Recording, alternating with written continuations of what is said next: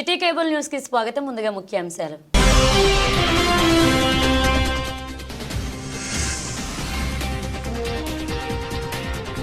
జిల్లా యువజన క్రీడల శాఖ ఆధ్వర్యంలో నిర్వహించిన సైకిల్ ర్యాలీని ప్రారంభించిన జిల్లా కలెక్టర్ సందీప్ కుమార్ ఝా.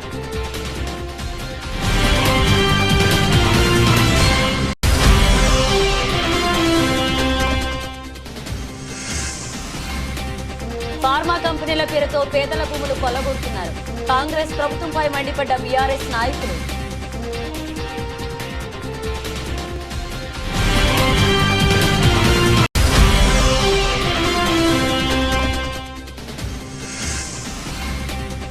పెండింగ్ బిల్లులను వెంటనే విడుదల చేయాలి. జిల్లా కలెక్టర్ కార్యాలయం ముందు మధ్యాహ్న భోజన కార్మికుల ధర్నా.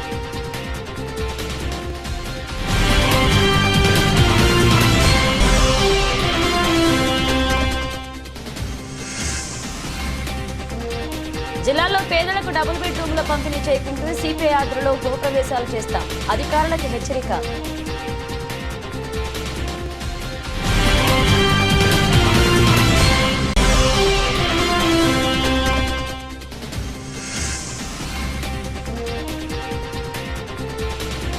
బతుకమ్మ ఆటలతో సమగ్ర శిక్ష ఉద్యోగులు నిరసన.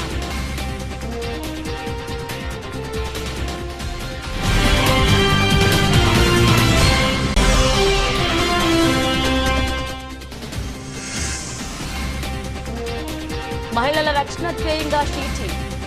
పోలీస్ అక్క పేరుతో వినూత్న కార్యక్రమం వెల్లడించిన జిల్లా ఎస్పీ అఖిల్ మహాజన్.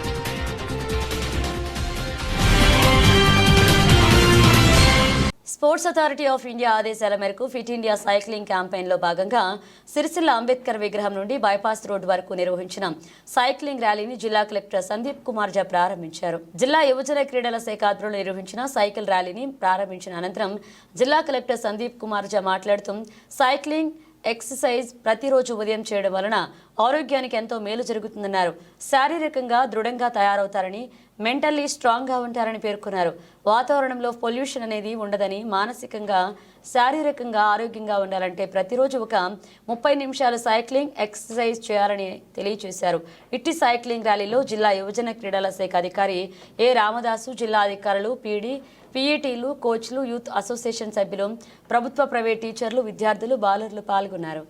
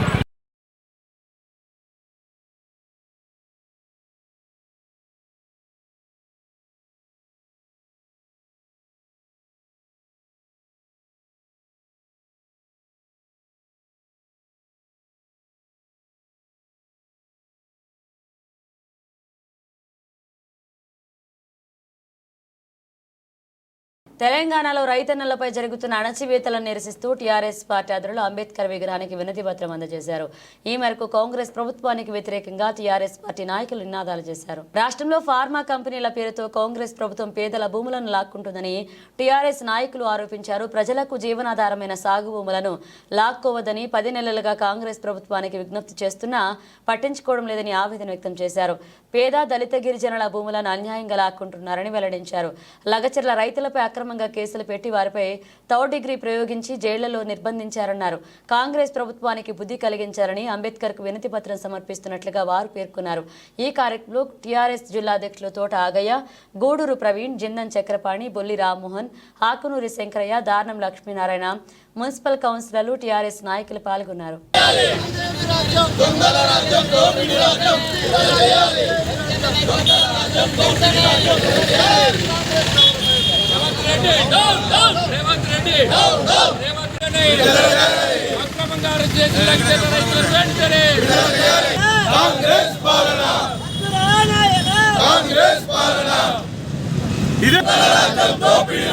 ఇదేమి రాజ్యం ఇదేమి రాజ్యం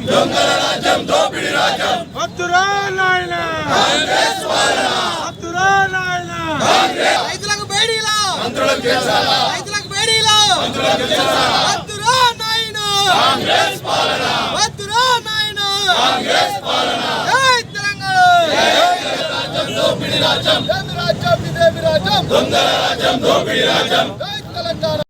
రైతును రాజును చేసినటువంటి గొప్ప ప్రభుత్వము కేసీఆర్ గారి పాలన.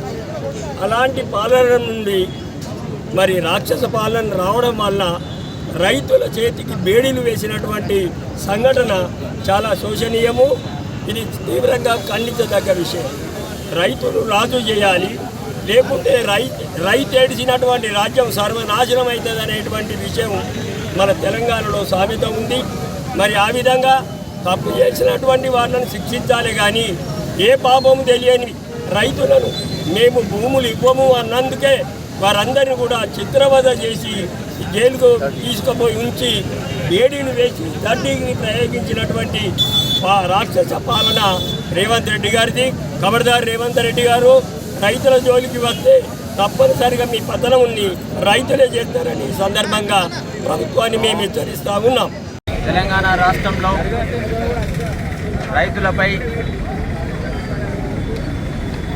అన్యాయాలను అరాచకాలను సృష్టిస్తూ దౌర్జన్యంగా రైతుల పొలాలను లాక్కుంటూ పచ్చని పంటలు పండే భూములను లాక్కొని అప్పనంగా ప్రైవేట్ సంస్థలకు కార్పొరేట్ సంస్థలకు సొంత బావుమరిది పరిశ్రమలకు అల్లునికి కట్టబెట్టడానికి ఈ రాష్ట్ర ముఖ్యమంత్రి రేవంత్ రెడ్డి దౌర్జన్యంగా భూములు లాక్కుంటున్న నేపథ్యంలో ఒకసారి ఫార్మా హబ్ పేరిట, ఇంకొకసారి పరిశ్రమల ఇండస్ట్రియల్ క్యారిడార్ ఏర్పాటు చేస్తానని చెప్పేసి బలవంతంగా భూములను లాక్కునే పరిస్థితులలో ఆ రైతులు తిరగబడితే అధికారులను మేము మా భూములు మాకే కావాలి, మా భూములు ఇయ్యమని చెప్పేసి అధికారులను నిలదీస్తే అక్రమంగా కేసులు పెట్టి జైల్లో వేసిండ్రు.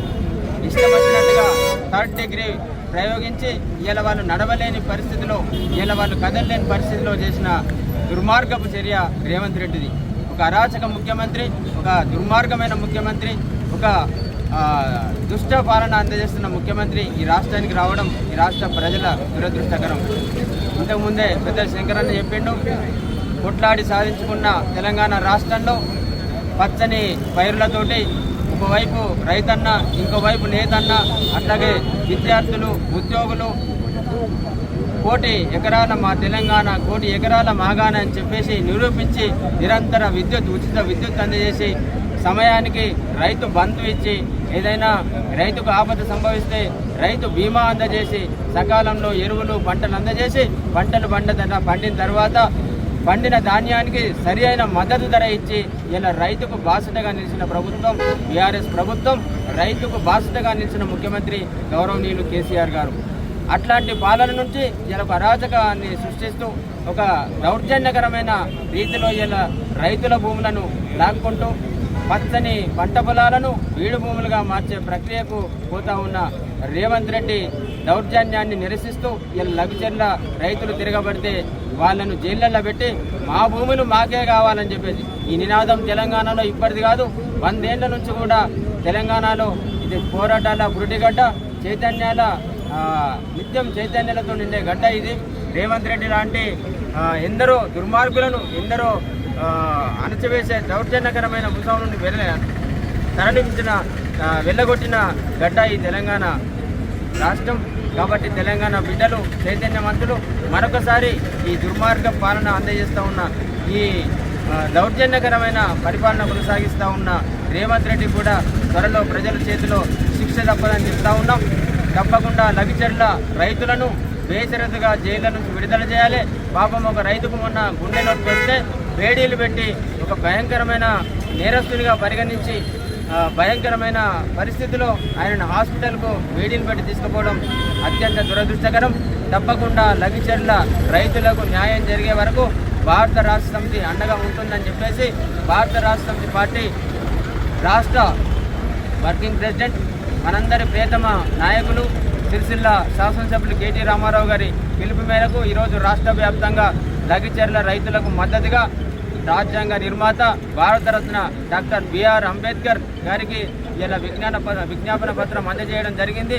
వారికి విజ్ఞాపన పత్రం ఎందుకు అందజేస్తున్నామంటే ఈ రాష్ట్రంలో ఈ దేశంలో ఇలా ప్రజాస్వామ్యం పరిడవిల్లుతుందనంటే అనేక ప్రజాస్వామ్యవాదులు ఇలా భారతదేశంలో ఇలా తెలంగాణ రాష్ట్రం సాధించడానికి కూడా వాదుల పట్ల కూడా వాళ్ళ రాజ్యాంగం ప్రకారం చట్ట ప్రకారం వాళ్ళకు బెయిల్ ఇచ్చి జైలు నుంచి విడుదల చేసి వారి మీద కేసును ఎత్తివేయాలని చెప్పేసి అంబేద్కర్ గారికి ఇచ్చి కనీసం ఆ బుద్ధి జ్ఞానం రేవంత్ రెడ్డికి రావాలని చెప్పేసి బడుగు బలహీన వర్గాలను సంక్షేమం పాటలో చూసుకోవాలని చెప్పేసి వాళ్ళందరినీ కూడా మంచి రాష్ట్రాన్ని ఒక రావణ కాష్టంలా తయారు చేస్తున్న రేవంత్ రెడ్డికి బుద్ధి తేవాలని చెప్పేసి బుద్ధి ప్రసాదించాలని చెప్పేసి ఆ అంబేద్కర్ గారికి విజ్ఞాపన పత్రం అందజేయడం జరిగింది. తప్పకుండా లగిచెర్ల రైతులకు న్యాయం జరిగే వరకు కూడా భారత రాష్ట్ర పార్టీ పోరాటం చేస్తుందని వారికి మద్దతు ఇస్తుందని వారికి సంఘీభావం ప్రకటిస్తూ ఉన్నాం. మధ్యాహ్న భోజన కార్మికులకు పెండింగ్లో ఉన్న గౌరవ వేతనం కోడిగుడ్ల బిల్లులను వెంటనే విడుదల చేయాలని ఎన్నికల్లో ఇచ్చిన హామీ ప్రకారం రాష్ట్ర ప్రభుత్వం మధ్యాహ్న భోజన కార్మికులకు 10,000 రూపాయలు ఇవ్వాలని కోరుతూ సిఐటియు ఆధ్వర్యంలో జిల్లా కలెక్టర్ కార్యాలయం ముందు ధర్నా నిర్వహించారు. మధ్యాహ్న భోజన కార్మికులకు ఇచ్చే గౌరవ వేతనం, విద్యార్థులకు ఇచ్చే మెనూ ఛార్జీలు పెండింగ్లో ఉన్నాయని మధ్యాహ్న భోజన కార్మికులు ఆవేదన వ్యక్తం చేశారు. నెలల తరబడి బిల్లులు రాకపోవడంతో అప్పులు చేసే ప్రభుత్వానికి ఎదురు పెట్టుబడి పెట్టి విద్యార్థులకు వంట చేసి పెడుతున్నారన్నారు. తెచ్చిన అప్పులకు వడ్డీలు కట్టలేక ఆర్థికంగా ఇబ్బందులు ఎదుర్కొంటున్నట్లుగా వెల్లడించారు. గతంలో చేసిన వాటికి బిల్లులు రాలేదు, పైగా రాగి జావ పోయాలి, బిల్లులు రాకపోయిన పిల్లలకు వండి పెట్టాలని అధికారులు ఒత్తిడి చేస్తున్నారన్నారు. బిల్లులు విడుదల చేయకుండా వండడం ఎలా? కనుక ప్రభుత్వం జోక్యం చేసుకుని వెంటనే పెండింగ్ బిల్లులు క్లియర్ చేయాలన్నారు. ఈ కార్యక్రమంలో జిల్లా సిఐటియు అధ్యక్షులు ఎగమాటి ఎల్లారెడ్డి, మధ్యాహ్న భోజన రంగం కార్యదర్శి గురజల శ్రీధర్, సిఐటియు జిల్లా నాయకులు రాజశేఖర్, మధ్యాహ్న భోజన మండల అధ్యక్షురాలు బాలమణి, మ్యాకళ్ళ కవిత, గడప సంధ్య, మాసం రజిత, పులి వసంత, మాట్ల దేవేంద్ర తదితర మధ్యాహ్న భోజన కార్మికులు పాల్గొన్నారు.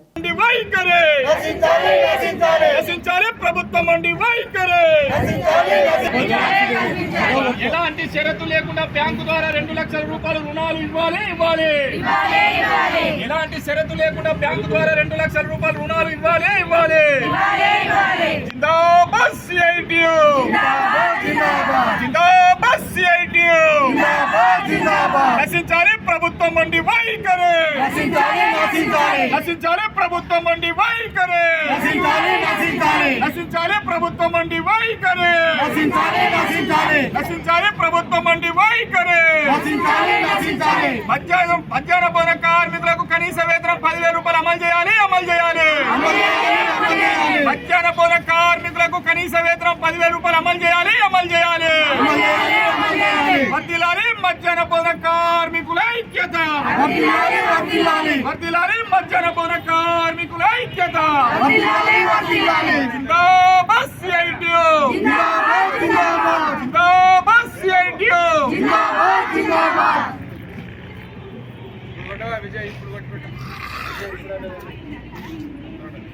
ఈరోజు రాజన్న సిరిసిల్ల జిల్లా కలెక్టర్ కార్యాలయం ముందు రాష్ట్ర కమిటీ పిలుపులో భాగంగా నిన్నటి రోజు 16, 17 తేదీలలో వంట వార్పు కార్యక్రమం పిలిపించిన సందర్భంలో ఈరోజు కోనరావుపేట మండలం మధ్యాహ్న భోజన కార్మికుల ఆధ్వర్యంలో సిఐటియు ఆధ్వర్యంలో ఇలా ధర్నా కార్యక్రమం నిర్వహించడం జరిగింది. మరి కాంగ్రెస్ ప్రభుత్వం అధికారంలోకి వచ్చే ముందు మరి కనీస వేతనం మధ్యాహ్న భోజన కార్మికులకు 10,000 రూపాయలు అమలు చేస్తామని చెప్పి ఇప్పటికీ ఏడాది కాలం పూర్తయినా కూడా ఈ సిగ్గులేని ప్రభుత్వాలు కార్మికులను ఎట్టిసాగిరి చేయించుకుంటుందే తప్ప కానీ మరి కార్మికుల యోగక్షేమాలు అనేది ఈ ప్రభుత్వాలకు పట్టడం లేదు. మరి గత ప్రభుత్వం కూడా టీఆర్ఎస్ ప్రభుత్వంలో కూడా మధ్యాహ్న భోజన కార్మికులు ఎట్టిసాగిరి చేసిరు తప్ప మరి ఒరిగిందేం లేదు. మరి ఆ ప్రభుత్వానికి పట్టిన గతే రేపు కాంగ్రెస్ ప్రభుత్వానికి పట్టే పరిస్థితులు కనబడతాయి. కాబట్టి మరి మధ్యాహ్న భోజన కార్మికుల సమస్యలు ఏవైతే ఉన్నాయో, వారి డిమాండ్లు ఏవైతే ఉన్నాయో నెరవేర్చాలని చెప్పి సందర్భంగా ప్రభుత్వాలకు దఫలుగా ఎన్నో సందర్భాలలో వినతి పత్రాలు, ధర్నాలు, రాష్ట్ర పిలుపులు ఇచ్చినా కూడా ఈ ప్రభుత్వం నిమ్మకు నీరెత్తినట్టు వ్యవహరిస్తుంది. కాబట్టి రాబోయే రోజుల్లో కూడా ఖచ్చితంగా ఈ కాంగ్రెస్ ప్రభుత్వానికి బుద్ధి చెప్పే పరిస్థితులు దాపురిస్తున్నాయి. కాబట్టి ఇప్పటికైనా మధ్యాహ్న భోజన కార్మికులు వారికి ఉద్యోగ భద్రత కల్పించాలి. అలాగే మీరు ఇచ్చిన హామీ ఏదైతే ఉందో 10,000 రూపాయలు అమలు చేయాలి. ప్రమాద బీమా సౌకర్యం కల్పించాలి. అలాగే కోడిగుడ్లు కూడా ప్రభుత్వం అందించి గ్యాస్ సిలిండర్ కూడా ఉచితంగా అందించాలని చెప్పి సందర్భంగా, అలాగే వాళ్ళకి ఎలాంటి షరతులు లేకుండా బ్యాంకు ద్వారా ఒక 2 లక్షల రూపాయలు ఇవ్వాలని చెప్పి అనేక సందర్భాలలో పోరాటాలు చేసినా కూడా ప్రభుత్వం లోపల కదలికలు రావడం అనేది చాలా దురదృష్టకరం. ఇప్పటికైనా ప్రభుత్వాలు చిత్తశుద్ధితో వ్యవహరించి మధ్యాహ్న భోజన కార్మికులకు న్యాయం చేయకపోతే మాత్రం రాష్ట్ర వ్యాప్తంగా ధర్నాలు, రిలే నిరాహార దీక్షలు, అసెంబ్లీ ముట్టడి కూడా రాబోయే రోజుల్లో ముట్టడిస్తామని చెప్పి సందర్భంగా తెలియజేస్తూ ఇప్పటికైనా ప్రభుత్వం సోయి తెచ్చుకొని కార్మికుల విషయంలో చిత్తశుద్ధిగా వ్యవహరించాలని చెప్పి మరొకసారి రాజన్న సిరిసిల్ల జిల్లా సిఐటి పక్షాన ఈ ప్రభుత్వానికి హెచ్చరికలు జారీ చేయడం జరుగుతుంది. ఈరోజు మధ్యాహ్న భోజన కార్మికుల సమస్యలపై రాష్ట్ర పిలుపులో భాగంగా రాష్ట్ర పిలుపు 16వ తేదీ 17వ తేదీ 2 రోజులు కలెక్టర్ కార్యాలయం ముందు సమస్యలపై నిరాహార దీక్ష చేయాలని పిలుపునివ్వడం జరిగింది. అందులో భాగంగా రాజన్న సిరిసిల్ల జిల్లాలో 17 తారీఖు నాడు కలెక్టర్ ముందు ధర్నా కార్యక్రమం నిర్వహించడం జరిగింది.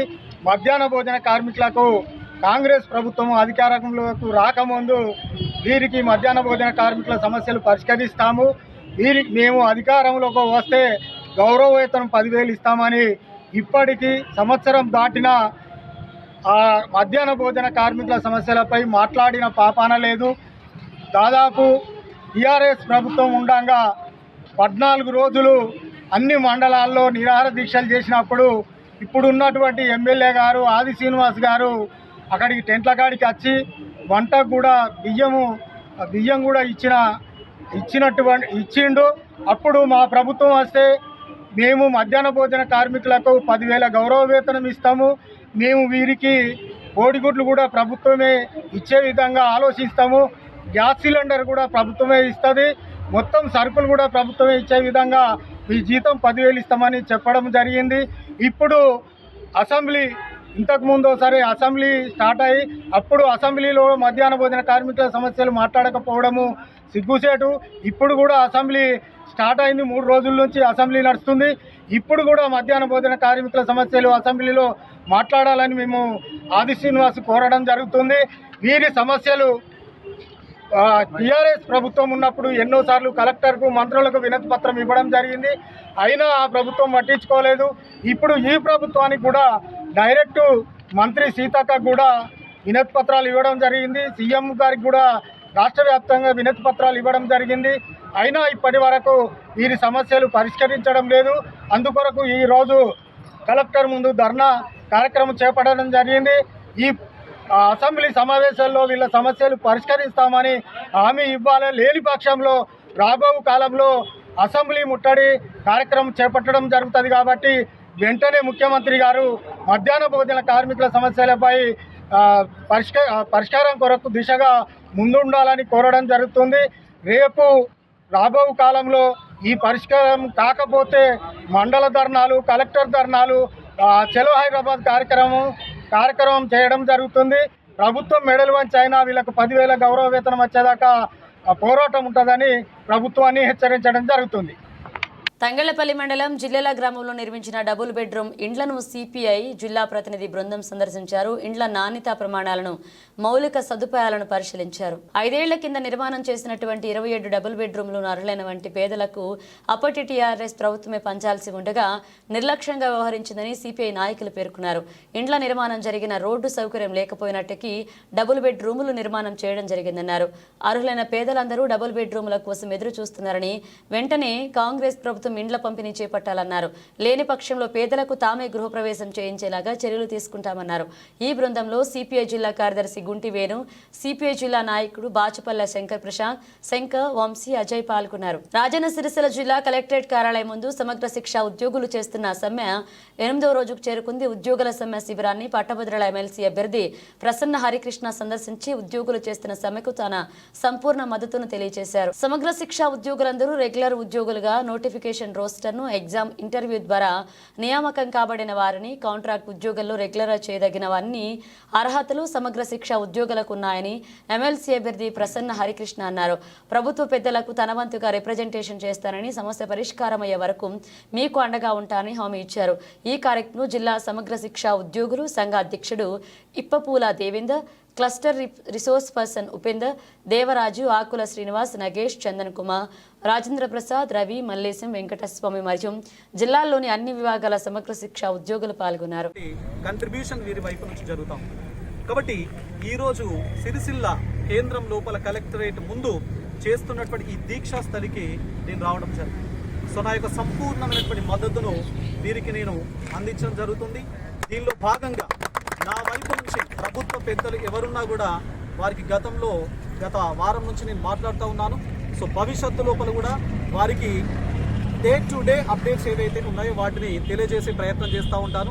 ప్రభుత్వం కూడా నిన్ననే పట్టి విక్రమార్క గారితో కూడా రాష్ట్ర స్థాయి బృందం కలిసినట్టుగా మనకు వార్తలు వస్తున్నాయి. కాబట్టి ప్రభుత్వ పెద్దలందరూ కూడా పాజిటివ్గా ఉన్నారు అని చెప్పేసి నేను నమ్ముతున్నాను, ఉండాలి అని చెప్పేసి నేను కోరుకుంటున్నాను. కాబట్టి సమీప భవిష్యత్తు లోపల వీరి డిమాండ్స్ ఏవైతే ఉన్నాయో, జెన్యూన్ డిమాండ్స్ ఏవైతే ఉన్నాయో అవన్నీ కూడా సాధ్యమైనంత మేరకు నెరవేరాలి అని చెప్పేసి నేను మనస్ఫూర్తిగా కోరుకుంటున్నాను.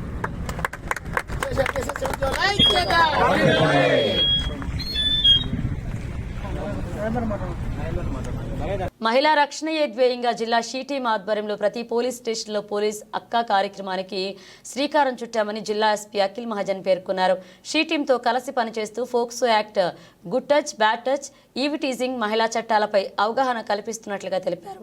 సిరిసిల్ల పట్టణ పరిధిలోని పద్మనాయక కళ్యాణ మండపంలో జిల్లా షీ టీం ఆధ్వర్యంలో ఏర్పాటు చేసిన పోలీస్ అక్క కార్యక్రమాన్ని ఎస్పీ ప్రారంభించారు. జిల్లాలో మహిళా రక్షణకు ప్రథమ బాధ్యతగా తీసుకుంటూ మహిళా రక్షణ ధ్యేయంగా జిల్లా షీ టీం ఆధ్వర్యంలో వినూత్న కార్యక్రమాలు చేపట్టడం జరుగుతుందని, అందులో భాగంగానే పోలీస్ అక్క పేరుతో జిల్లాలో ప్రతి పోలీస్ స్టేషన్ పరిధిలో ఒక మహిళా కానిస్టేబుల్ ఎంపిక చేయడం జరిగిందని ఎస్పీ అఖిల్ మహాజన్ అన్నారు. ఈ పోలీస్ అక్కగా ఎన్నిక కాబడిన వారు షీ టీంకి సహాయకంగా ఆయా పోలీస్ స్టేషన్ల పరిధిలో అన్ని పాఠశాలలు, కళాశాలలు సందర్శిస్తూ విద్యార్థులకు POCSO act, sexual harassment, eve teasing, good touch, bad touch, మహిళా చట్టాలపై అవగాహన కార్యక్రమాలు చేపట్టడంతో పాటుగా విద్యార్థులకు సమస్యలు ఎదురైనప్పుడు వారు సంప్రదించే విధంగా షీ టీం డైల్ 100 పోలీస్ అక్క నంబర్లు ఆయా పాఠశాలల్లో, కళాశాలల్లో ఏర్పాటు చేయాలన్నారు. విద్యార్థులు సోషల్ మీడియాకు దూరంగా ఉండాలని, సోషల్ మీడియా వేదికగా విద్యార్థుల పట్ల వేధింపులకు పాల్పడితే కఠిన చర్యలు తప్పవన్నారు. మహిళలు విద్యార్థుల వేధింపులకు గురైతే నిర్భయంగా జిల్లా షీ టీం నెంబర్ 8712656425కు ఫిర్యాదు చేయొచ్చు. వారిపై చట్టపరమైన చర్యలు తీసుకోవడం జరుగుతుందన్నారు జిల్లా ఎస్పీ. ఇక జిల్లాలో ఏర్పాటు చేసిన షీ టీం విద్యార్థులు మహిళల సమస్యలపై వచ్చిన ఫిర్యాదులపై వెంటనే స్పందిస్తూ ఈ సంవత్సరం 52 మంది ఆకతాలను రెడ్ హ్యాండెడ్గా పట్టుకోవడం జరిగిందని, ఈ సంవత్సరం మహిళలను విద్యార్థులను వేధిస్తూ వారిపై 60 కేసులు పెట్టి 44 ఎఫ్ఐఆర్లు నమోదు చేయడం జరిగిందన్నారు. ఈ కార్యక్రమంలో DSP Chandrashekar Reddy, CI Krishna, trainee SI Vineetha, she team ASI Pramila, she team సిబ్బంది, పోలీస్ అక్కగా ఎన్నిక కాబడిన మహిళా కానిస్టేబుళ్లు పాల్గొన్నారు.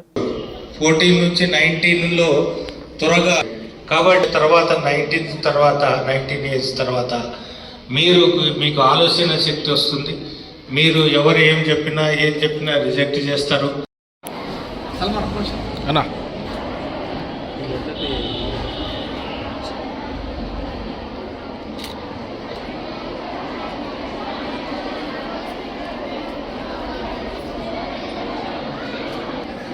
Thank you very much.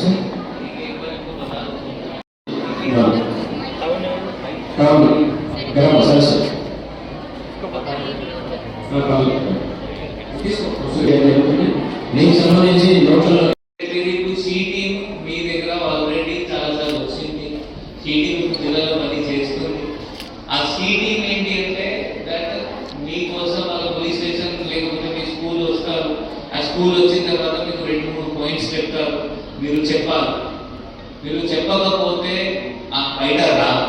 ఏమైనా నేరం జరుగుతుంది, ఏమైనా మీకు ఈటీజింగ్ చేస్తున్నారు, మీకు హరాస్ చేస్తున్నారు, ఆ బయట రాకపోతే మనం సాల్వ్ చేయడానికి లేదు. చేయవచ్చా? ఇప్పుడు మీ స్కూల్లో ఇదే స్కూల్లో ఒక టీచర్ పైన కూడా కేసు అయింది. అదే ఎవరు చెప్పారు?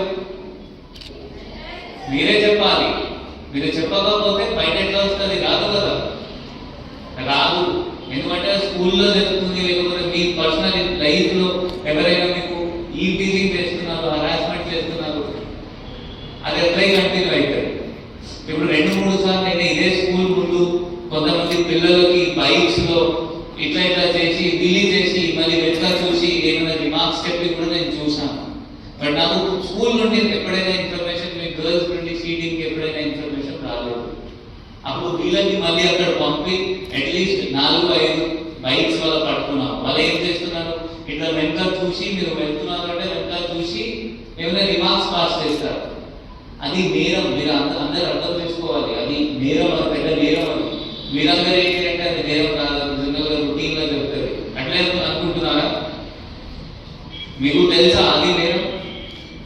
తెలుసా లేదా? మీరు ఎందుకు చెప్పలేదు ఇప్పటి వరకు? నంబర్ ఉందా? సీటింగ్ మిస్ అయింది చెప్పొచ్చు కదా.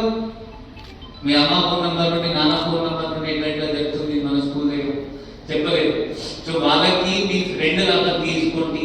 మనం ముందు పోతే మన జిల్లాలో ఎట్లయినా సెక్షువల్ హరాస్మెంట్ ఏమైనా ఉంటుంది, సెక్షువల్ రిమార్క్స్ ఉంటుంది, అది మనం తగ్గిపోవచ్చు. చాలా వరకు మనం తగ్గిపోవచ్చు. ఇది కాకుండా ఇంతకుముందు మనం ఇంకొక ప్రోగ్రామ్ సిటీ వాళ్ళు చేశారు. అదే ఏంటంటే స్కూల్ పోయి చిన్న చిన్న పిల్లలకి ఆ గుడ్ టచ్ బ్యాడ్ టచ్ ఏముంటుంది అది చెప్పేశారు. అది కూడా మీరు అందరూ మళ్ళీ గుర్తుపెట్టుకోవాలి. అది ఇగ్నోర్ చేసింది మాట కాదు. మనం ఏంటి అమ్మ నాన్న చెప్తే అమ్మ నాన్న ఏం చెప్తారు, వదిలేసేయాలి, మన పరువు పోతుంది, జనరల్ గా రొటీన్ అని చెప్తారా లేదా?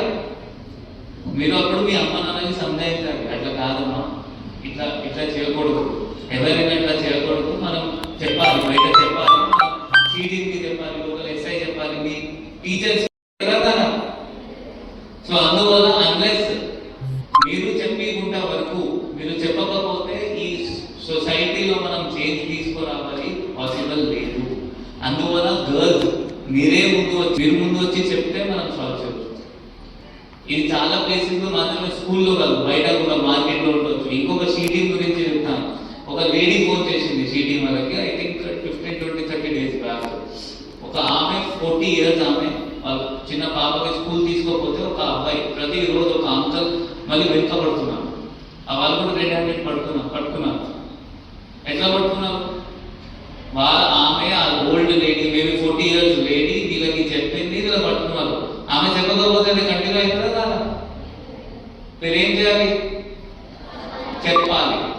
మళ్ళీ వాళ్ళ నంబర్ సేవ్ చేయండి, నంబర్ సేవ్ చేసి వాళ్ళకి చెప్పాలి.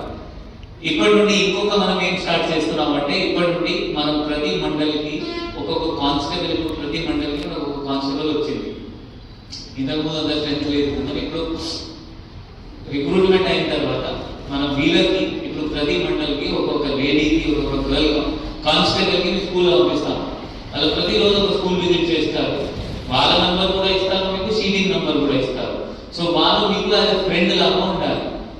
ఆ ఫ్రెండ్ ఎట్లా ఉంటారు? ఇన్ఫర్మేషన్ షేర్ చేస్తారా లేదా? సో వాళ్ళకి కూడా మీరు మంచిగా దగ్గర ఉండి వాళ్ళకి అన్ని ఇన్ఫర్మేషన్ చెప్పాలి. కానీ ఏం జరుగుతుంది, ఎవరు మంచి వాళ్ళు ఉన్నారు, ఎవరైనా మీతో మిస్బిహేవ్ చేస్తున్నారా లేదా, ఎవరైనా ఇన్స్టాగ్రామ్ వాడుతున్నారా? చాలా మంది వాడుతున్నారు, తెలుసు నాకు తెలుసు. నేను చూశాను చాలా మంది పిల్లలు ఇన్స్టాగ్రామ్ లో చూశాను.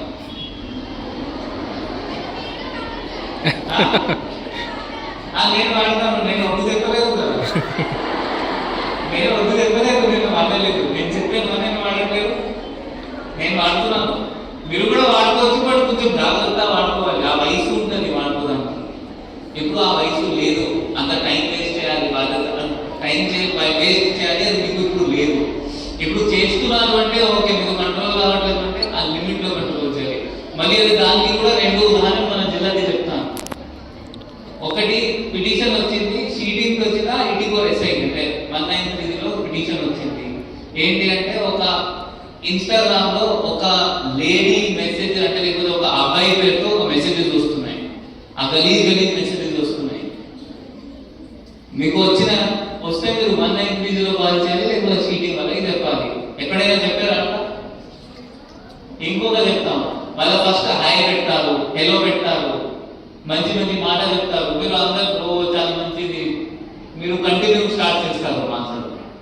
దాని తర్వాత మీకు కలవడం చెప్తారు, మీకు వీడియో కాల్ చేస్తారు, మీరు స్టార్ట్ చేస్తారు. ఆ వీడియో కాల్కి వాళ్ళ ఫోటో స్క్రీన్ షాట్ తీసుకుంటారు, దానికి మొత్తం కింద చెప్తారు.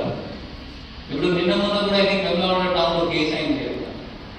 సో మీరేం చేయాలి, కొంచెం ఆలోచించి మీ ఫస్ట్ కెరియర్ సెట్ అయిన తర్వాత ఇట్లనే ఇన్స్టాగ్రామ్ వాడాలి. ఏమైనా ఇష్యూ అవుతుంది ఇన్స్టాగ్రామ్ లో లేకపోతే సోషల్ మీడియాలో, అది కూడా మీరు మీ టీంకి లేకపోతే కొత్తది మనం ప్రతి దానికి అలాట్ చేసిన ఒక మార్క్స్ ప్రతి మండలికి అలాట్ చేసిన మార్క్స్ లెవెల్కి మీరు చెప్పాలి. ఇప్పుడు మనం 13 మండల్, ఇప్పుడు ఇక్కడ మీరందరూ సిరిసిల్ల టౌన్ వాళ్ళు అనుకుంటున్నారు, వీళ్ళ కన్సర్న్ మండలికి వెళ్ళిపోతారు. మీకు సిరిసిల్ల టౌన్ వాళ్ళు ఒక గర్ల్ ఉంటుంది, ఆమె పోలీస్ సిరిసిల్ల టౌన్ వాళ్ళు సిటీ వల్ల ఎట్లయినా విజిట్ చేస్తారు. మీరేం చేయాలి? స్పీకప్. ఇప్పటి నుండి స్పీకప్ చేస్తారా? పక్కా? అంటే నేను కోరుకుంటున్నాను మన స్టేట్, మన జిల్లాలో ఏమైనా సెక్షువల్ హరాస్మెంట్ అస్సలు ఉండకూడదు. ఉంటే కూడా వాళ్ళకి శిక్ష రావాలి. ఆ శిక్ష రావాలి అంటే మీరు చెప్పాలి. పక్కా చెప్తారా? ఇప్పటి నుండి అందరికైనా సీటీ నెంబర్ ఉందా? పక్కా? Okay, very good, thank you. Bulletin ముగించే ముందు హెడ్లైన్స్ మరోసారి.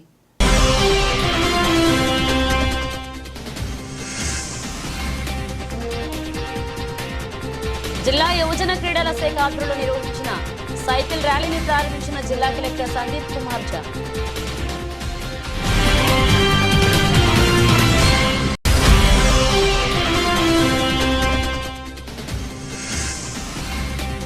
ఫార్మా కంపెనీల పేరుతో పేదల భూములు కొల్లగొడుతున్నారు. కాంగ్రెస్ ప్రభుత్వంపై మండిపడ్డ బీఆర్ఎస్ నాయకులు.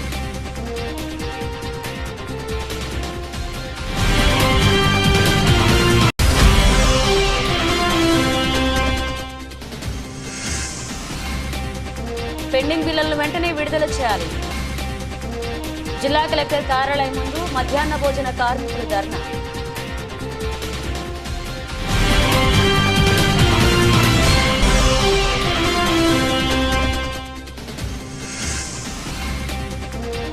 జిల్లాలో పేదలకు డబుల్ బెడ్రూమ్ల పంపిణీ చేయకుంటూ సిపిఐ ఆధ్వర్యంలో గృహప్రవేశాలు చేస్తాం, అధికారులకు హెచ్చరిక.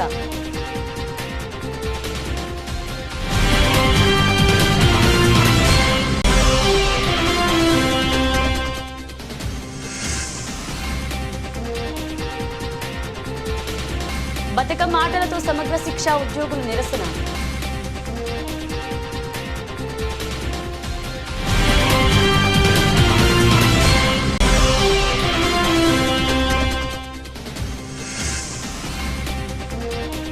మహిళల రక్షణ ధ్యేయంగా షీటీ. పోలీస్ అక్క పేరుతో వినూత్న కార్యక్రమం వెల్లడించిన జిల్లా ఎస్పీ అఖిల్ మహాజన్.